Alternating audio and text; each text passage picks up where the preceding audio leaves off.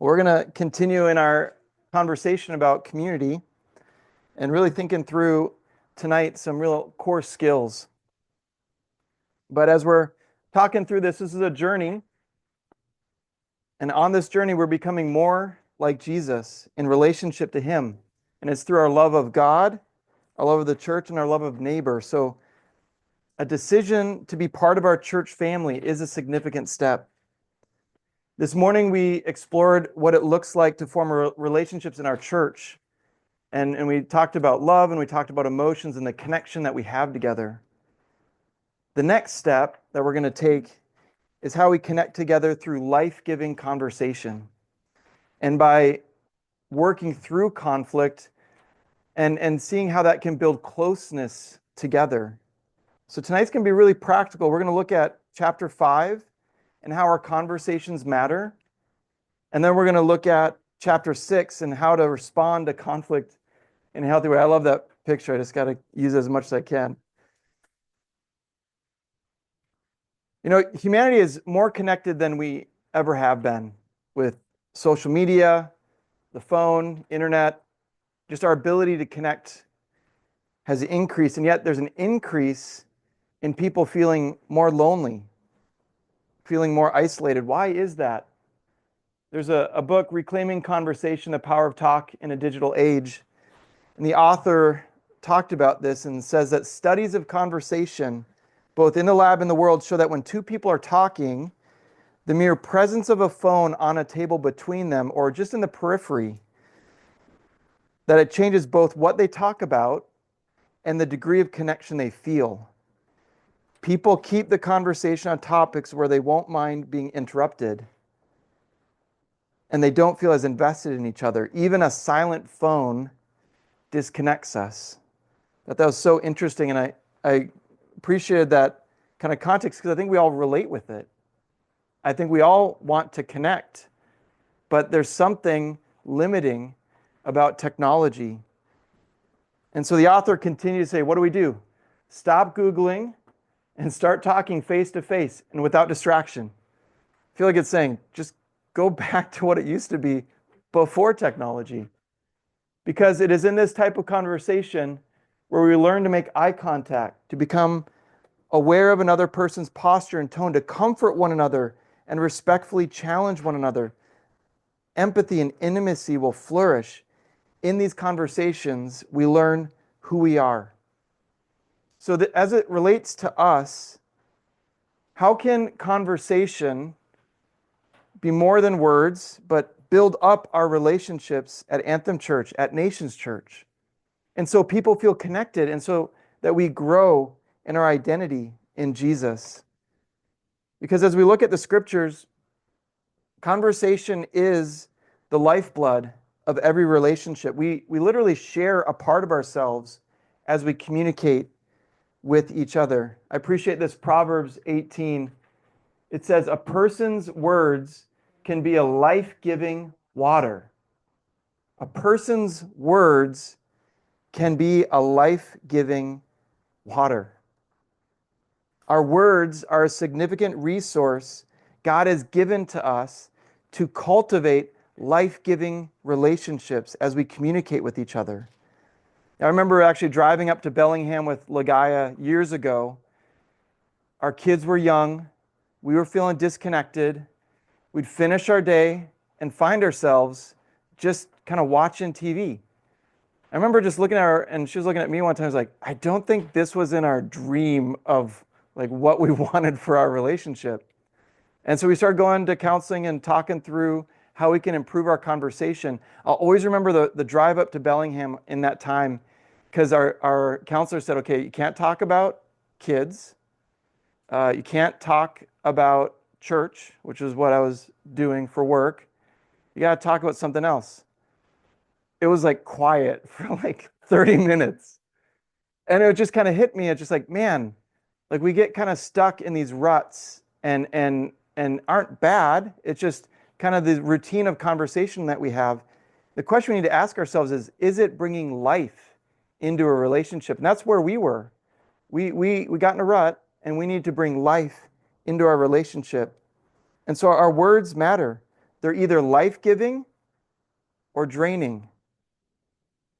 And so we need to be intentional with our words, which Jesus also emphasized in Matthew 12:36. Read this. It says, I tell you that everyone will have to give an account for every empty word they have spoken. Wow. Our words matter to God, who made us for a relationship, and He wants our words to bring life into the relationships we have in the church, outside the church, in our families, at work. And so tonight, I want us to look at the importance of words in building relationship. This is my challenge for you. Focus on one change, because if you change the conversation, you'll change the relationship. If you change the conversation, you'll change the relationship. There was a friend of mine that I was kind of intimidated by. They called him the Bulldog, so that gives you a little perspective. He was an intimidating guy. And I had a lot of ideas that I kind of determined before I even got to know him of why I should be intimidated. And as I got to talking to him, he was just a normal guy. And it kind of hit me as like, man, I just need to talk. I need to have a conversation. And so I think conversation really connects us, and we can also disconnect ourselves if we don't understand the value of it and the value of life-giving conversation. So change the conversation, change the relationship. Let's start with this first kind of principle to this. Healthy conversation is built on who we are and later on what we do, which is why Jesus said in Matthew 15, what comes out of the mouth proceeds from the heart. So our heart is revealed by words. 1 Corinthians 13 goes on to say, if I speak in the tongues of men, but I don't have love, I'm only noise. Conversation that God intends for us is to be more than noise. We're to express the quality of our love for other people. And so this means this is more than just a skill to learn. This is a posture of our heart that's transformed by Jesus. I think the quality of our conversation originates in our heart. And so if we want to change the way that our conversations are, to change the relationships we have, it has to start with a genuine heart that cares for people, an authentic heart that loves people. And we know just from observations of relationships that love is best expressed through the qualities of warmth, genuineness, and empathy. This is listed on page 47. So again, I'm just going to kind of walk through this. You can take notes in the margin, or you can just listen and go back to it. This book that we gave you is not just for tonight. It's also to give you to take home and to digest and to think about. There's really good stuff. I found that if I can compile all the best stuff into one resource, it works really well, and that's what this is. And so really take advantage of it. But what this means, warmth, genuineness, and empathy, it's as simple as a focus on being patient and kind in our words. So to keep this really on the bottom shelf, think about how the way that you talk communicates love. Are your words patient? Are they kind? Do people feel genuine care by us? And I think as a pastor, I spend a lot of time communicating and thinking about the way that I communicate with words. And I'm working on it. I always want to get better. And yet something that I've always felt is so true at a deep level is that people don't really care what you say until they know that you care. And so we need to start with our love, and then out of a genuine love, then people will listen and they'll want to be part of a relationship. So on page 47, this is a lot of detail, but I'm going to make it really simple with 4 words that are in blue that you can't see very well. That's okay.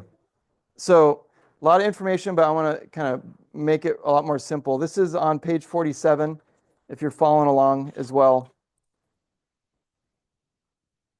And it goes on to 48. So just as we have love languages to give and receive love, so too people have different talk styles based on how God made us. It's so profound that just because I say a word does not mean that people are going to receive it as I intended. And so for us to communicate our love, our genuineness effectively, It helps to understand the different needs that people have. I think about me and Ligaya. I'm very process oriented. She's very results oriented. She loves a crowd of people. I love one-on-one. The way we communicate is very different. And so as we're talking through this, just understand that just how we want to communicate our love. It's similar like love languages. We want to change what I say so it's received in a way that people feel the love in the way that they experience it best. And so for us to communicate our love effectively, it helps to understand the needs people have. And this is shaped by 4 factors. So some people are more process oriented, some are more results oriented. Some people are more task oriented, some are more people oriented. And so I'm just going to give a quick high point overview of this, but I'm going to bring it down to 4 words. Okay, so one group of people, they're in the top left. And the word that was given to me to kind of shape this is called analyzers. A lot like me.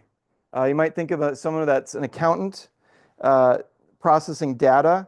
They love to hear data and information, which means I need facts. And I care about the why. I care about the reason behind it. So I'm always kind of wondering, okay, why is that driving it? Persuaders on the bottom right are like Ligaya. They have people skills, which means she cares about all the people, who's included, and are influenced by it. So the word I care about is why. The word that Ligaya cares about is who. Stabilizers, I got permission, Sadie is more of a stabilizer, process people oriented. She needs harmony, trust, which means she cares about how people are doing. So it's about building that trust. I don't like the title for this. I think initiator would be better, but they refer to it as controller. They need decisions, the bottom line. Think of like a CEO, which means they care about our time, our future. And the word is the what or the where. Where is this going? And so I just want us to kind of take a second and just think through this. If you look on page 48, it'll be easier to read. But think, are you more about the why and the facts? Are you more about the how and feelings? Are you more about the future and what you need to know? Or do you need to know who's involved? And so just in the row next to you, people next to you, what word's your favorite?